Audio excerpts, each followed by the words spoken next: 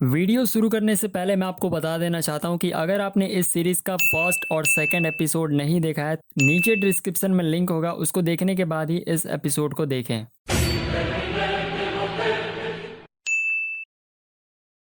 बहस का रबड़, जवाबों के तराजू।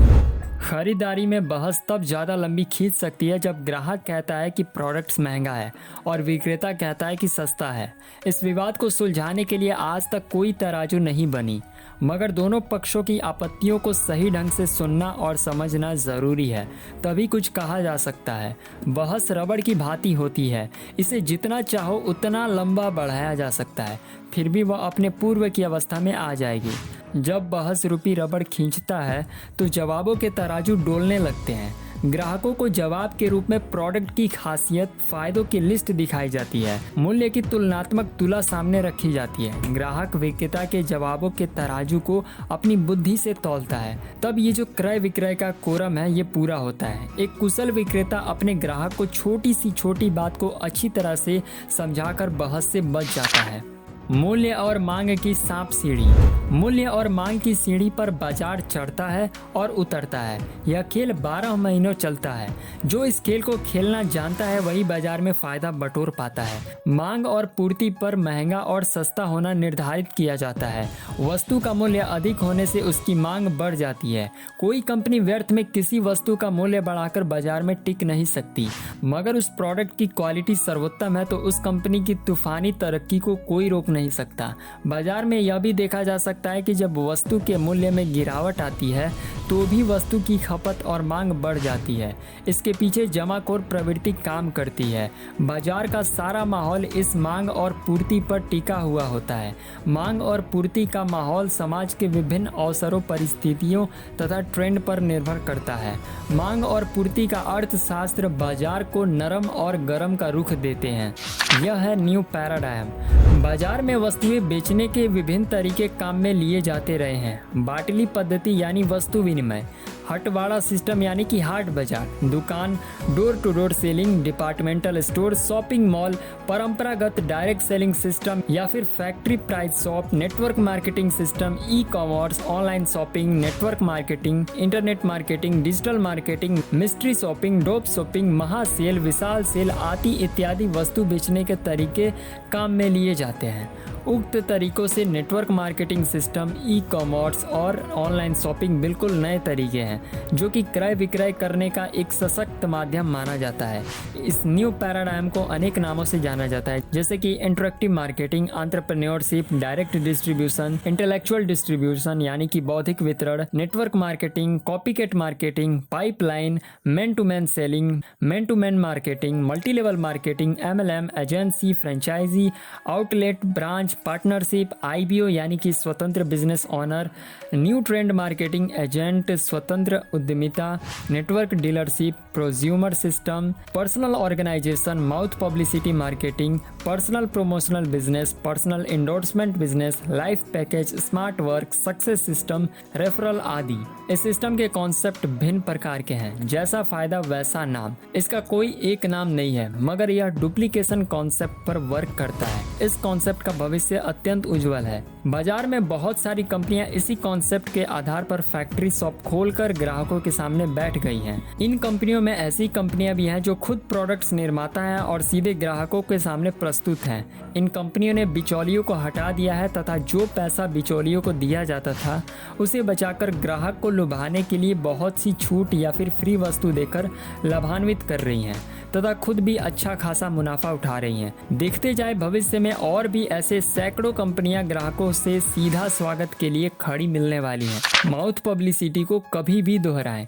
किसी भी प्रोडक्ट या सेवा के प्रचार प्रसार के लिए विज्ञापन किया जाता है ताकि ग्राहकों को इसकी जानकारी मिल सके तथा बाद में ग्राहक अपनी ज़रूरत के अनुसार उस वस्तु को खरीदकर निर्माता कंपनी के सेल को बढ़ा सके।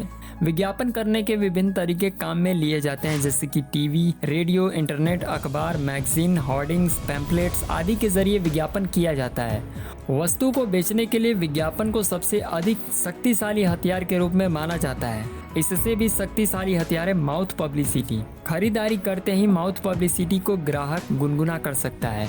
एक कुशल विक्रेता यह जानता है कि ग्राहकों को एक बार संतुष्ट करने का मतलब है कि वह संतुष्ट ग्राहक आपके लिए एक सर्वश्रेष्ठ विज्ञापन की तरह काम करेगा। माउथ पब्लिसिटी में पैसा खर्च नहीं करना पड़ता है। वस्तु के गुणगान करने और बेचने के लिए यह माध्यम बहुत ही पावरफुल तथा विश्वसनीय है।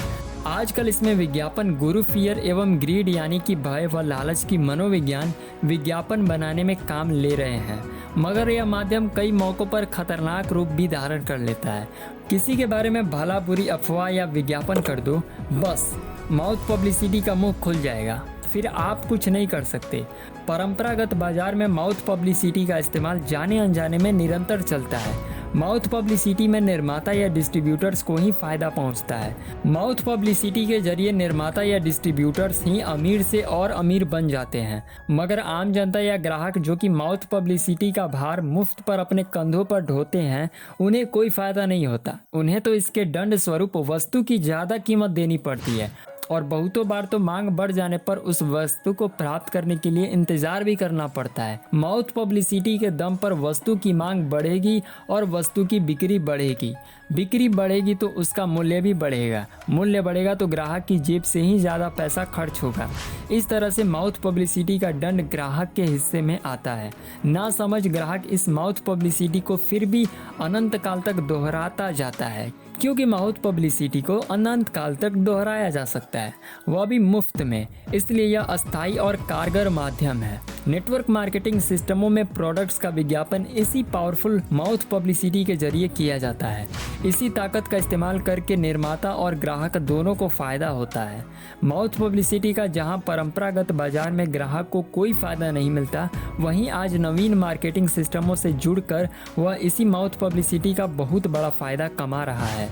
इन मार्केटिंग सिस्टमों में माउथ पब्लिसिटी के संबंध में आम उपभोक्ता को ऑर्गेनाइज किया जाता है। सिस्टम से जुड़े उपभोक्ता अच्छी क्वालिटी वस्तु का उपभोग करने में तथा साथ ही उस क्वालिटी का माउथ पब्लिसिटी के जरिए गुणगान करने में ऑर्गेनाइज होकर धनार्जन करता है। वैसे आम उपभोक्ता ना तो खर्चा करने में ऑर्गेनाइज होता है और ना ही चर्चा में ऑर्गेनाइज होता है।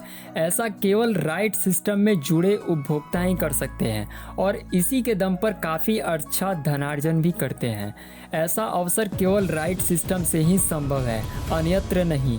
आम लोग यह भी नहीं जान पाते हैं कि खर्चा और चर्चा के मामले में ऑर्गेनाइज होना क्या होता है तथा ऐसा होकर क्या कुछ पाया जा सकता है। वह माउथ पब्लिसिटी की ताकत का अंदाज़ा भी नहीं लगा सकता। वह आम उपभोक्ता जाने अनजाने में क्या कर रहा है उसको क्या पता, क्योंकि राइट सिस्टम माउथ पब्लिसिटी और क्वालिटी प्रोडक्ट्स के दम पर चल पाते हैं। यदि ये दोनों नहीं होते तो सिस्टम नहीं चल पाते। इन दोनों की ताकत के कारण ही नेटवर्क मार्केटिंग इंडस्ट्री बिना ढिंडोरा पीटे रातों रात बड़ी बन गई। बेहतर प्रोडक्ट्स पर टिके नेटवर्क सिस्टम। जैसा कि ऊपर की पंक्तियों में कहा गया है कि नेटवर्क मार्केटिंग में अनूठे और बेहतरीन गुणवत्ता के प्रोडक्ट्स उचित दामों पर उपलब्ध होते हैं। बेहतर क्वालिटी प्रोडक्ट्स और सशक्त माउथ पब्लिसिटी, ये दो ही कारण नेटवर्क सिस्टम के टिकाव के कारण होते हैं। बगैर इनके कोई भी सिस्टम बाजार में टिक नहीं सकता। यही कारण है कि इसमें काम कर रही कंपनियां अपने प्रोडक्ट्स को बेहतरीन क्वालिटी पर ज़्यादा जोर देती हैं। जो कंपनी अपने प्रोडक्ट्स की क्वालिटी अच्छी नहीं रख पाती, वह ज़्यादा दिन की मेहमान नहीं होती है। अधिकांश उपभोक्ता बेहतर प्रोडक्ट्स और धन कमाने के बहाने नेटवर्क बिजनेस से जुड़ना पसंद करते हैं। नेटवर्क सिस्टमों से जुड़ने से सारी चीज़ें बेहतर क्वालिटी में मिलती हैं। परंपरागत व्यापार की झंझटों से छुटकारा पाने के लिए लोग नेटवर्क व्यापार शुरू करते हैं। नेटवर्क सिस्टमों से जुड़ने पर विभिन्न प्रकार के लाभों को पाने का एक बेहतर अवसर मिलता है। अपनी खूबसूरत ज़िंदगी जीने के लिए समय, धन और सुरक्षा चाहिए। ये तीनों नेटवर्क सिस्टमों से जुड़ने से मिल जाते हैं, जिसकी वजह से लोग नेटवर्क सिस्टमों से जुड़ना और काम करना पसंद करते हैं। लोग प्रोडक्ट से संतुष्ट रहते हैं। आप नेटवर्क व्यापार के जरिए बहुत से लोगों का भला कर सकते हैं। इन सफल सिस्टमों में भलाई की भावना निहित होती है। नेटवर्क सिस्टमों से जुड़ने से जिंदगी की सारी स्थितियां सुखद हो जाती हैं। शर्त केवल एक ही है कि सिस्टम में रहकर काम करना पड़ता है। यही कारण है कि भविष्य में ज़्यादा से ज़्यादा लोग अस्थायी और ज़्यादा साख वाली कंपनियों के नेटवर्क बिजनेस सिस्टम प्रोजेक्टों से जुड़ेंगे और कड़ी मेहनत कर सफलता के नए आयाम रचेंगे जो ग्राहक मन भाए। नेटवर्क बिजनेस प्रोजेक्ट में काम करना अत्यंत आसान होता होता है। सबसे आसान रूप से नेटवर्क मार्केटिंग का आशय यह है कि आप दूसरों को किसी ऐसे प्रोडक्ट्स या सेवा की जानकारी देना जो आपको पसंद आती है। जो ग्राहक को भाए वही दूसरे ग्राहक को बताना ही नेटवर्क मार्केटिंग का आसान रूप है, जिसे माउथ पब्लिसिटी कहा जाता है। इसी आसान तरीके के बल पर आप खुद का अपना बिजनेस सिस्टम उन्नत कर सकते हैं। आमतौर पर लोग परंपरागत रूप से माउथ पब्लिसिटी के पावर को मुफ्त में किसी निर्माता या डिस्ट्रीब्यूटर्स के लिए इस्तेमाल करते हैं, मगर नेटवर्क सिस्टम में इसी पावर का इस्तेमाल अपने खुद के बिजनेस को डेवलप करने के लिए करते हैं। परंपरागत रूप से माउथ पब्लिसिटी कर आप दूसरों को अमीर बनाते हैं, जबकि नेटवर्क सिस्टम में आप इसे अपने खुद के अमीर बनने के लिए इस्तेमाल करते हैं। जो ग्राहक को मन भाए उसे वह छुपा नहीं सकता, वह दूसरों को ज़रूर बताता है। बस इसी बात में बहुत पावर छुपी होती है। बस इसी मनोवैज्ञानिक पावर को नेटवर्क सिस्टम बड़ी चतुराई से काम में लेते हैं। जो लोग नेटवर्क बिजनेस प्रोजेक्ट में जुड़े होते हैं वे कम समय और मेहनत करते हुए भी अस्थायी और अमीर बन जाते हैं। माउथ पब्लिसिटी के कारण ही नेटवर्क मार्केटिंग आज इस मुकाम पर पहुंची है। जो लोग इससे जुड़े हैं वे खुद नेटवर्क मार्केटिंग के जरिए बेचे जाने वाली सेवाओं और प्रोडक्ट्स के खुद उपभोक्ता होते हैं, डिस्ट्रीब्यूटर्स होते हैं तथा कंपनी के स्वतंत्र बिजनेस पार्टनर्स होते हैं। उक्त तीनों पदों की भूमिका अदा करते हुए वे अमीर बनते हैं। यह भी ज़रूरी है किसी भी प्रोडक्ट्स का व्यापार करने या खरीदने या बेचने या माउथ पब्लिसिटी आदि करने के लिए यह ज़रूरी है कि आपके प्रोडक्ट्स में दम होना चाहिए। प्रतिस्पर्धी की तुलना में आपके प्रोडक्ट्स अच्छी क्वालिटी और गुणवत्ता के होने चाहिए, चाहे वे महंगे हो।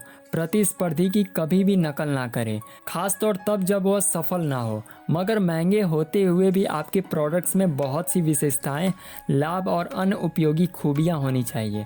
ग्राहकों का संतुष्ट होना भी ज़रूरी है। यह ज़रूरी भी है क्योंकि इसके बिना व्यापार करना, क्रय विक्रय करना और माउथ पब्लिसिटी करना बेहद कठिन है। इन तीनों चीज़ों की आसानी के लिए नेटवर्क बिजनेस सिस्टम सर्वोत्तम साधन माना जाता है। नेटवर्क सिस्टम से कोई भी आम आदमी भी जुड़कर बहुत धन बना सकता है। जो लोग परंपरागत व्यापारों में सफल होते हैं वे भी उक्त बातों को ध्यान में रखकर ही सफल होते हैं। साथ ही नेटवर्क मार्केटिंग के संबंध में यह ध्यान भी रखना जरूरी है कि आप नेटवर्क सिस्टम की सही कार्य पद्धति, उज्ज्वल सिद्धांत, अटूट नियम, पूर्ण निष्ठा और सबके प्रति ईमानदारी से कार्य करें। इसके अलावा सफलता प्राप्त करने के लिए सबसे महत्वपूर्ण बात यह भी है कि इस व्यवसाय को तब तक करें जब तक यह हो नहीं जाता। यह बात भी बेहद ज़रूरी है। अनुभव है विश्वास का थर्मामीटर। प्रोडक्ट्स का इस्तेमाल करने के बाद आप अपने अनुभव का उदाहरण देंगे तो लोग आपकी बात पर ज़्यादा विश्वास करेंगे और आप ज़्यादा विश्वसनीय होंगे। अनुभव विश्वास का थर्मामीटर माना जाता है। माउथ पब्लिसिटी में इसी अनुभव की पावर का संचार होता है विश्वास के रूप में।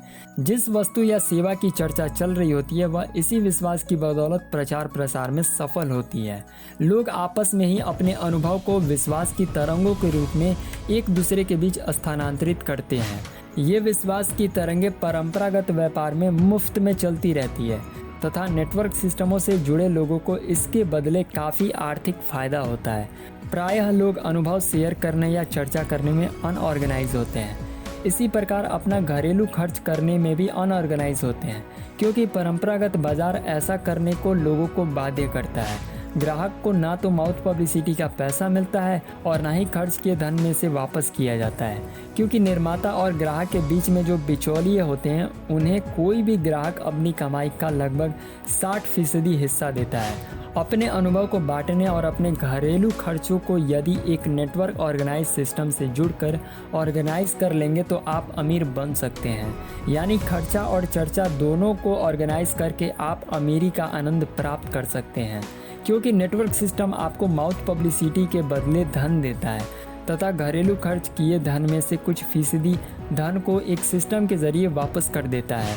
नेटवर्क सिस्टमों में विश्वास के बलबूते ही सफलता पाई जाती है, क्योंकि विश्वास का थर्मामीटर है। इस सिस्टम में आपको निश्चित रूप से विश्वास करना चाहिए। तो लोग इस्तेमाल नहीं करते हैं, अपना माथा पीटते हैं। नेटवर्क बिजनेस प्रोजेक्टों में यदि सेवाएं और प्रोडक्ट्स वास्तव में महंगे होते हैं तो इन्हें करोड़ों लोग क्यों इस्तेमाल करते हैं? यदि महंगे और नुकसानदेह होते तो वे इस्तेमाल नहीं करते बल्कि अपना माथा पीटते। इसके पीछे एक सच्चाई छुपी हुई है जिसका पीछा आप कर सकते हैं। भविष्य में ये नेटवर्क सिस्टम और भी विश्वसनीय और ज़रूरतमंद बन जाएंगे और आज से ये बेहतर होंगे। दुनिया के बहुत से ऑर्गेनाइजेशन इसी नेटवर्क सिस्टम के ज़रिए अपना व्यापार करना शुरू कर देंगे। तब आबादी का ज़्यादातर हिस्सा इसका लाभ उठाएगा। फिर भी इस बात से इनकार नहीं किया जा सकता है कि उक्त भी इसे लाखों लोग ही अपनाएंगे, करोड़ों नहीं। नेटवर्क सिस्टम में लाखों लोग जुड़ेंगे, करोड़ों फिर भी नहीं जुड़ेंगे। इनमें बिकने वाले प्रोडक्ट्स और सेवाओं का इस्तेमाल लाखों लोग करेंगे, मगर फिर भी करोड़ों लोग नहीं करेंगे। और यह परम सत्य भी है कि किसी एक बात को कभी भी सभी लोग एक साथ स्वीकार नहीं करते और ना ही सभी लोग एक साथ इनकार करते हैं। बस यही बात नेटवर्क सिस्टम के संबंध में समझनी चाहिए। नेटवर्क सिस्टम को सभी स्वीकार नहीं करेंगे तो सभी इसे इनकार भी नहीं करेंगे। आज इसे स्वीकार करना और इसमें कार्य करना आसान है, बाद में मजबूरी भी हो सकती है, कहीं भी पाए। आज इंटरनेट का ज़माना है, आप अपने लिए किसी भी ई कॉमर्स कंपनी के प्रोडक्ट्स किसी भी जगह से प्राप्त कर सकते हैं। यानी किसी भी कंपनी के प्रोडक्ट्स को आप देश विदेश में भी प्राप्त कर सकते हैं। शर्त यही है कि निर्माता या डिस्ट्रीब्यूटर्स कंपनी वहां काम कर रही हो। आप प्रोडक्ट्स की प्राप्ति इंटरनेट द्वारा ऑनलाइन ऑर्डर देने पर घर बैठे कर सकते हैं। आजकल बहुत सी कंपनियां अपने ग्राहकों तथा डिस्ट्रीब्यूटर्स को इस तरह की सुविधा मुहैया करा रही है, जिनके चलते व्यापार करना बहुत आसान है। ग्राहकों के लिए यह भी एक सस्ता सौदा है। भारत में आज ऑनलाइन व्यापार करने का उन्नत रूप सामने आता जा रहा है और भविष्य में इस तरह का व्यापार करना और भी आसान होगा। अगर आपको ये ऑडियो सीरीज़ अच्छी लगी है तो इसको लाइक कीजिए, अपनी टीम में शेयर कीजिए और सबसे इम्पॉर्टेंट, अगर आपने इस ऑडियो बुक के फर्स्ट और सेकंड एपिसोड को नहीं देखा है तो नीचे डिस्क्रिप्शन में लिंक होगा, सबसे पहले उसको जाकर देखिए। और आप सभी का तहे दिल से बहुत बहुत धन्यवाद जो आपने हमारे इस सीरीज़ को इतना सक्सेसफुल बनाया। मिलते हैं नेक्स्ट वीडियो में, तब तक के लिए जय हिंद, वंदे मातरम।